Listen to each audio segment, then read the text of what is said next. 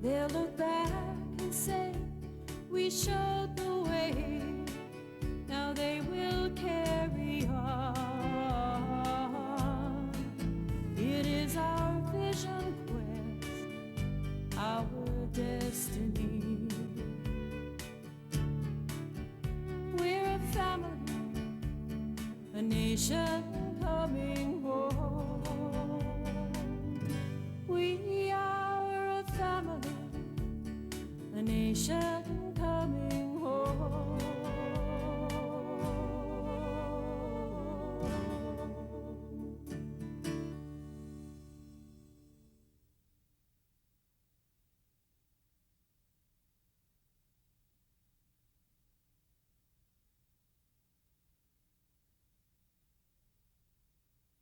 Ladies and gentlemen, it's the 25th year of the Batoche, back to Batoche, and I know I've been here quite a few times, and I'm really happy to be back here because I get to see a lot of my friends from Saskatchewan. I'm originally from Pierceland, Saskatchewan, born and raised there until I ran away, and of course, I ended up in Alberta someplace. Tune up your fiddles and your guitars and your jigging feet because we're going to have lots of fun here this afternoon.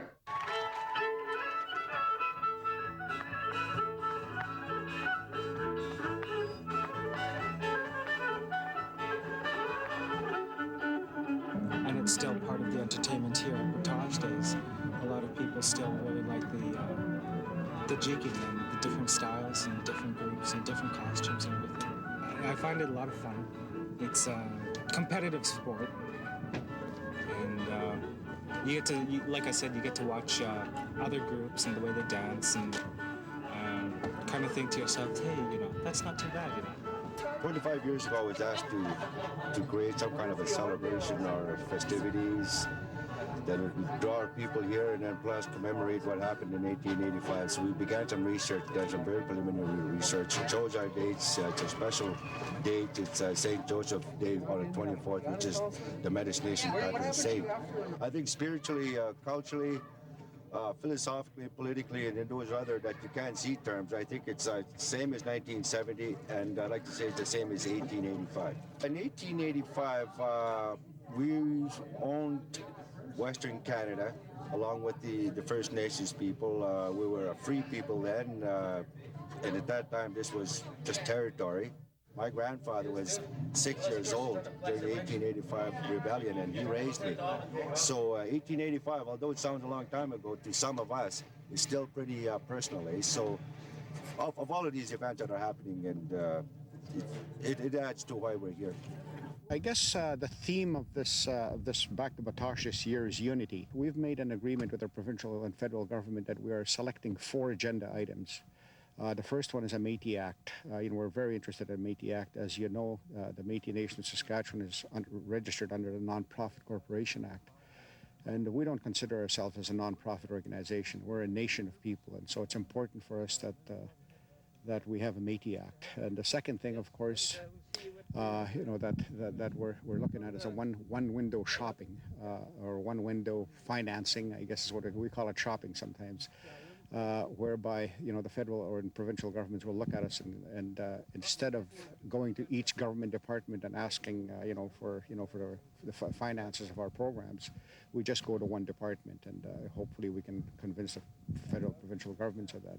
The third item is co-management, and that's co-management we mean by managing our natural resources, hunting, fishing, and trapping, those kind of things. And the fourth agenda item that we've agreed to, of course, is gaming and economic development. So those are the 4 agenda items that we've agreed upon. It's nice to see all the people, because during the winter or the late fall, you're like in a graveyard. Batoche means great. Born and raised here.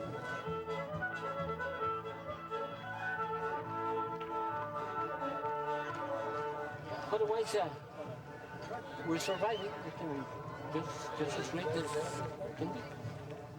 The next contestant right here on my face is Daryl Lee Nelson. 53, okay.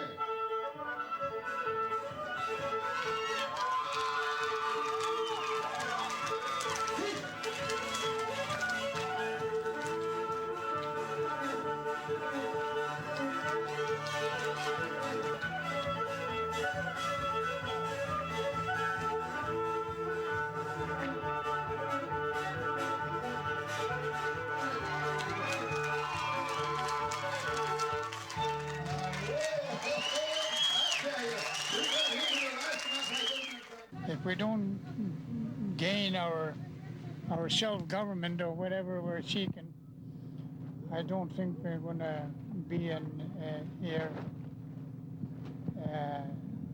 And I don't think the Batoche celebration should be the only thing that the Metis should be thinking about. We should be thinking about everything that concerns us, all our culture, and we should have even land rights. You can't narrowly define culture as just like having dances and wearing a sash and the Philippines. They're integral parts of identifying yourself in your culture and doing things.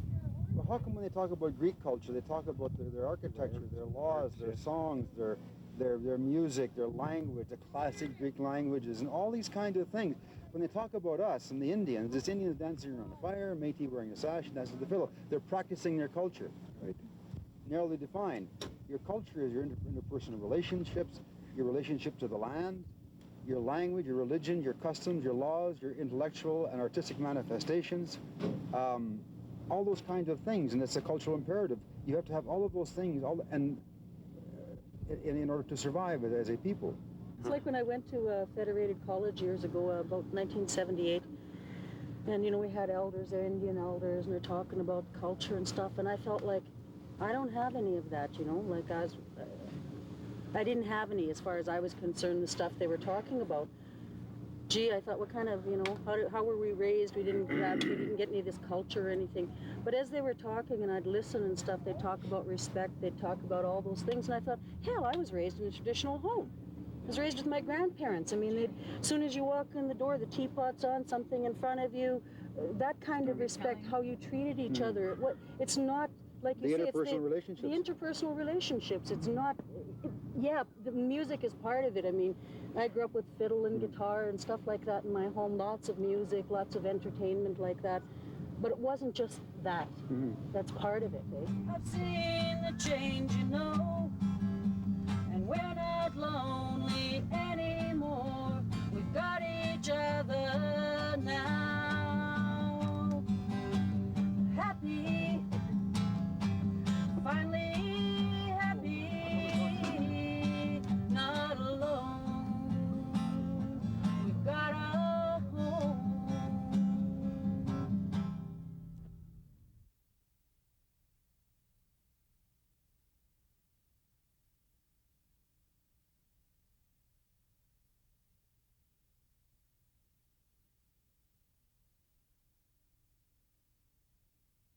And what's wrong with dreaming, with principles and vision? And there is a revolution, Frankie.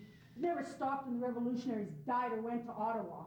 We decided to put pen to paper and to get a new message out, to give a new meaning to Métis existence in the 1990s. And I think the most important thing that I think we wanted to say, or at least I felt like I wanted to say, was to play back to the community the role of their leaders and to try and mirror that back to them. In 1935, they had a meeting at Frog Lake.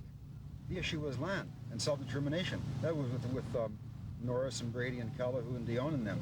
They had another meeting the following year. The issue was again land. They met in the 40s. The issue was again land. They had a meeting in Regina in 46 where Joe Amiot was there, Joe McKenzie, my father, a bunch of other guys. There's about 60 of them. The issue was land. The issue has always been It's always land, and now I was just having a very selfish discussion the other day, and I really went nuts because, I just mentioned over here at the rodeo. When I got involved 30 years ago, we were fighting for land. I'm 55, I've wasted my adult life and haven't got 1 inch of land anywhere. We've lost sight of that issue. We've lost sight of the land, and that's the central issue. So as artists, if we couldn't get land using a political vehicle, and most of us that are now in the arts, Peggy and Joe know that, all of us started out doing community work. If we can't get land, then somehow we have to be able to pass on to our children the feeling of one day we've got to have a homeland. And the only way we can do that is the things that we write, the things that we put on stage or we sing. The cultural land. Yeah, and certainly my writing and all of the work that I do land is the very essence of that. Aging with memories and pictures of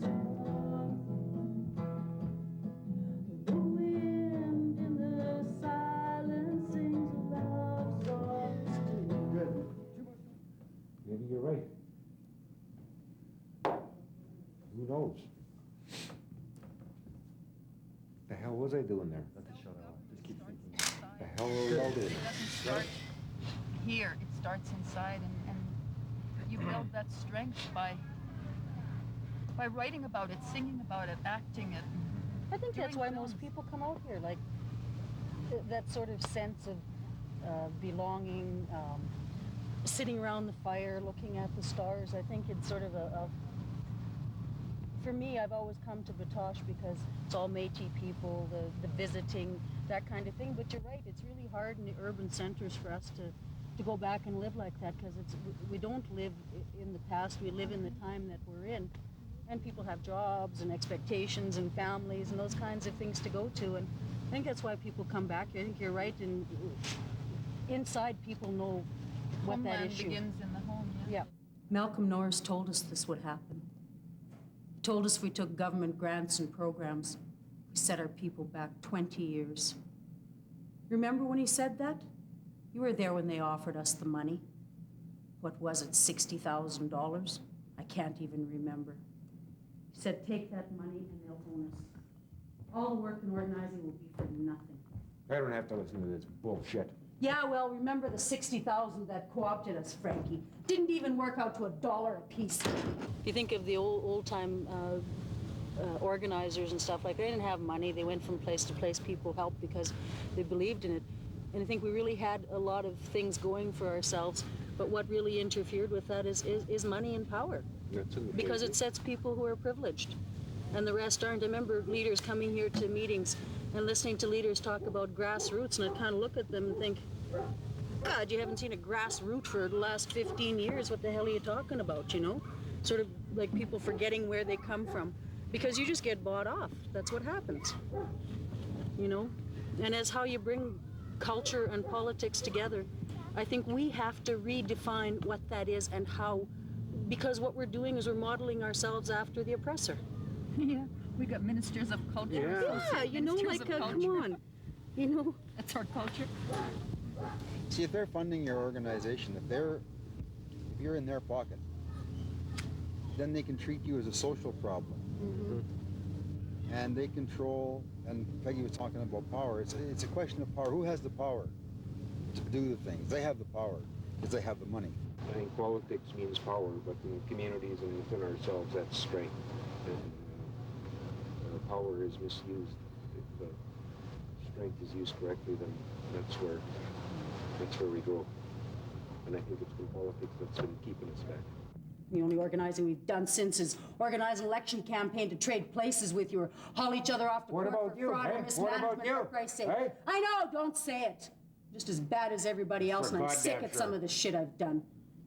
Why the can't we just talk to each other? Because who the hell can talk to you when you're like this? Nobody can get a goddamn And what makes me word in so edgewise. angry is government knows what's happening. They don't have to worry about us. Throw us a handful of bills and we're like the natives in the movies. We'll kill each other to grab them. Yeah, well, they're your people, aren't they? My people. Yeah. When did you bleach out? You know that's your problem, Frankie. You never liked being brown. That explains a whole lot of stuff. Yeah, like what? The blondes you can't leave alone. You're crazy, you know that? You're obsessed? What the hell you got against blondes anyway? I got nothing against them. I just don't like how you use them, or let them use you. It's like those clothes you're into and golfing. Golfing, for Christ's sake. What the hell's wrong with golfing? It's exercise. When was the last time you just went for a walk? 20 years? No, you can't walk. You might look like a homeless breed. Yeah, right. Never mind, yeah, right. You spend so much time on a golf course looking VIP. You spend more time emulating them, Frankie, than you do listening to the people you're supposed to be leading. I don't know what the hell you all want from me, Loretta. According to you and all those bimbos out there's nothing in this man that's worth shit. You said nobody ever thanked you. We all did. When? Hey? All I ever hear is this. You rip big chunks off me every goddamn time I see any one of you. You ripped so much off me, I'm surprised I'm still around. Good thing I'm tougher than rat shit. I'm stupid. I'm beginning to wonder. I was always so proud of you, Frankie. Standing up there, you talk to the people and get them all fired up. They would have followed you anywhere. I would have followed you anywhere. Yeah, well, that's where the chips fall, eh? By the way, thanks for sharing that. If we don't have somewhere to really identify with, somewhere where there's an ongoing Métis presence, an ongoing something that's happening there all the time that we own, we're going to get lost in history. Well, Riel said that. He said, my people aren't birds. They can't keep flying. They got to touch down one Somewhere. time. In the West, the major fight was at 1815, then in 1816 with Governor Semple. It was about land. Riel in 1885 was still saying the same thing. We're sitting here in 1995 saying the same thing. So in graduations of in increments of 10 years, from 1815 to 1995, we're talking about 185 years that we have been fighting and struggling for land. You know, the word katibemsayan, to own myself, is what the essence of self-government is supposed to be. That was the name of Métis people once, people who own themselves. Métis people don't own themselves anymore. You know, they don't own land, but somebody else owns them and tells them what to do. And as long as leadership perpetuates that kind of thing, both government leadership and Métis leadership, that'll continue to happen. And we'll continue to meet once a year. And unless we can get something where we can do some of the performing arts and, you know, where we can tour our own shows and have control of it.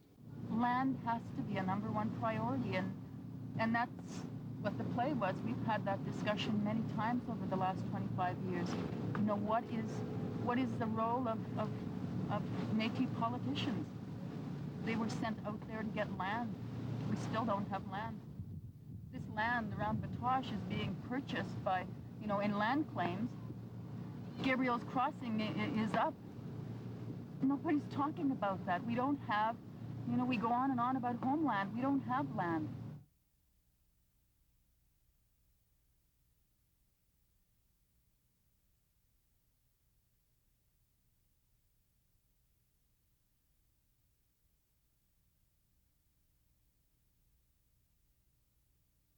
We are a fluid cultural nation by nature.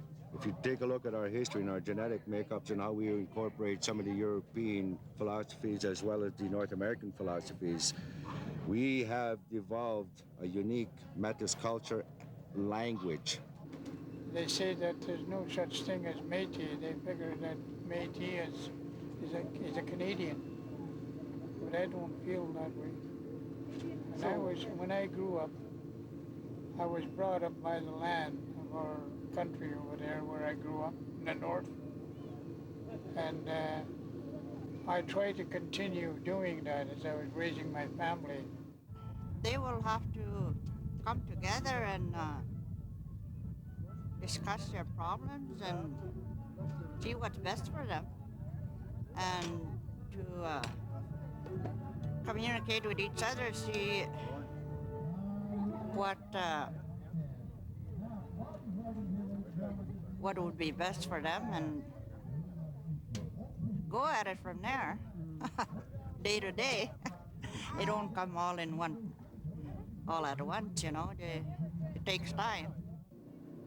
That it is important that we know who we are and what we are, and also to continue the tradition, way of life, and also the language and everything. We've taken the last 10 or 15 years trying to tell our people, and I think that's starting to sink in now, that our future is going to be determined by us. And I suppose, and we have been negotiating with provincial and federal governments in respect to our future. But because of our inherent right and because of our status, our current status in the Canadian Constitution, our future belongs to us. You know, I think that we got to start looking at programs that are going to teach urban Métis, you know, a lot of the traditions and the history and the culture and, you know, those kind of things. That's important.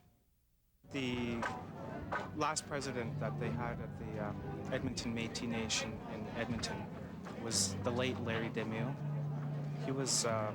He always pushed for Métis being known as specific people, as a specific group.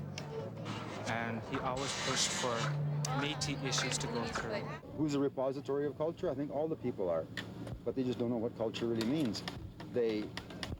Because white society says that we're supposed to dance and have a fiddle in our hands and a sash and drink a bottle of wine under a bridge like Thatcher thought we were supposed to do, then those kinds of things are going to prevail. But if we don't, in an artistic kind of way, like through writing books, through writing plays, poetry, using the mass media in terms of films and movies and documentaries and docudramas to get our message out to reach a broader audience. I mean, I think we aren't missing the boat. I don't believe that we're utilizing it to the best of our ability.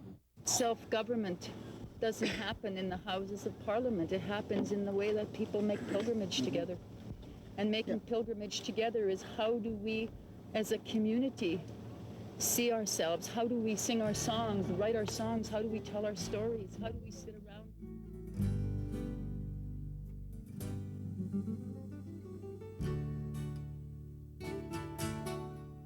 It's been an uphill climb, yet here we stand.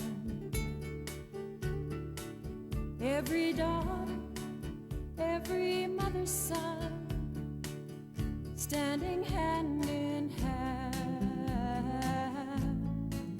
I see a brighter day, a brand new dawn. We're a family, a nation coming home.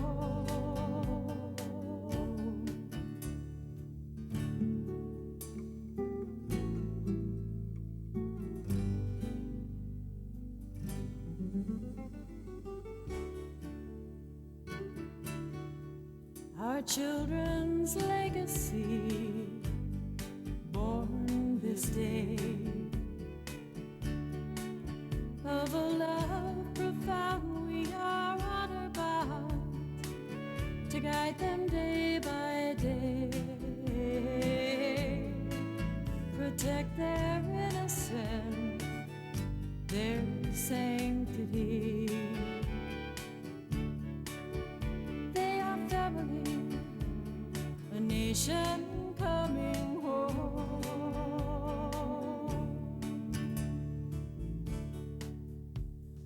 Free, strong and free, proud, proud Métis. And when tomorrow comes and we've gone on, they'll look back and say, we showed the way.